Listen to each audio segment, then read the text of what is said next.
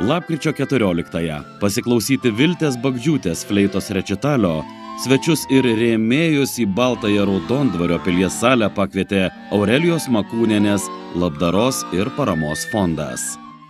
Jaunajai, nuo 5 metų muzikuojančiai atlikėjai, įvairių tarptautinių konkursų prizininkiai, fondo mecenatai padėjo įsigyti naują, sidabru tviskančią fleitą Muramatsu DS.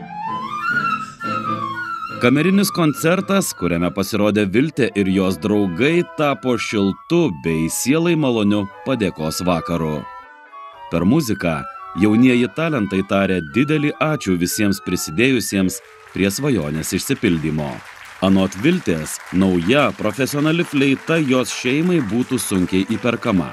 Tad čia pagalbos ranką ir ištiesė Aurelijos Makūnienės labdaros ir paramos fondas, globojantis talentingus, veiklius ir gabius Kauno rajono vaikus.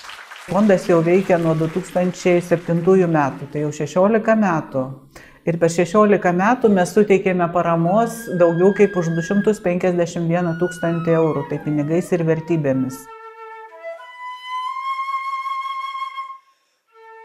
Iš tikrųjų, tų fleitų anksčiau buvo ne viena, jų buvo net kelios, tai turėjau pirmąją fleitą savo, Gemeihardt firmos, tada turėjau sidabrinę Emerson fleitą, bet negalėčiau jos palyginti su šiuo instrumentu, nors jis taip pat sidabrinis.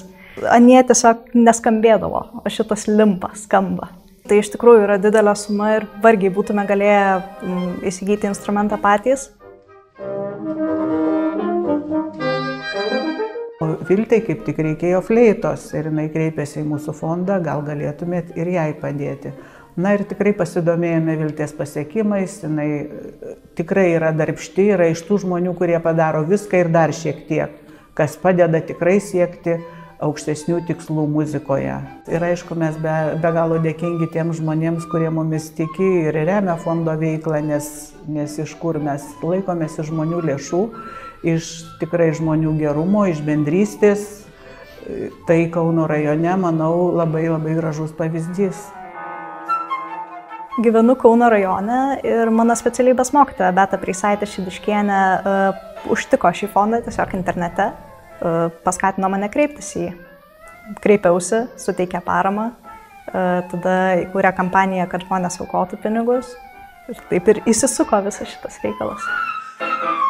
Ačiū visiems, kurie manęs klausotės, ačiū visiems, kurie mane išklausote, ačiū visiems, kurie mane supranta, palaiko. Esu dėkinga. Ačiū Jums.